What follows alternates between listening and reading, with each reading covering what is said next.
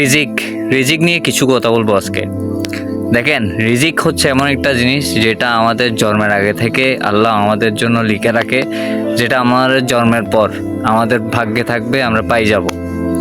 তো এখানে যেমন একটা জিনিস ডিপলি চিন্তা করেন, একটা আপেল, যে আপেলটা আমরা খাই, এটা তো বাংলাদেশে হয় না, এটা হয় বাইরের দেশে।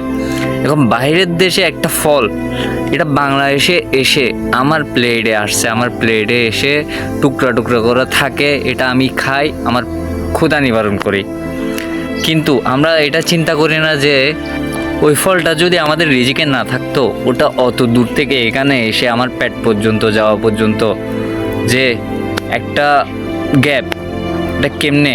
এটা তো অবশ্যই আল্লাহ তাআলার রহমতে, আল্লাহ তাআলা আমাদের রিজিকে লিখছে, তাই জন্য এটা আমরা পাইছি। তা এখন মানুষের এখানে একটা কথা আছে, মানুষ বলতে পারে যে একটা জিনিস না পাইলে এটা হচ্ছে কপালে ছিল না, রিজিকে ছিল না, তাই পাই নাই। এটা ঘটনাটা সত্য, কিন্তু আমার মতে আংশিক সত্য।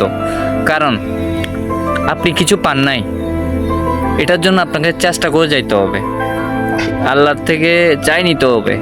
আল্লাহ যেটা ভালো, আল্লাহর থেকে যেটা খুশি হয়, আল্লাহ আপনি কি করলে আল্লাহ খুশি হবেন, আল্লাহ খুশি হলে যে এই জিনিসটা আপনি পাবেন, এটা আপনার থেকে মাথায় থাকতে হবে।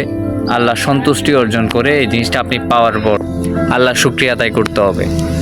এখন আপনি আল্লাহ থেকে কিছু খুঁজে নিছেন, হয়তোবা এটা আপনার রিজিকে লেখা ছিল না, কিন্তু আপনি পাইছেন, কিন্তু আপনার আল্লাহ থেকে খুঁজে নিছেন, আপনি আল্লাহ সন্তুষ্টি অর্জন করে, এটা হচ্ছে বোনাস।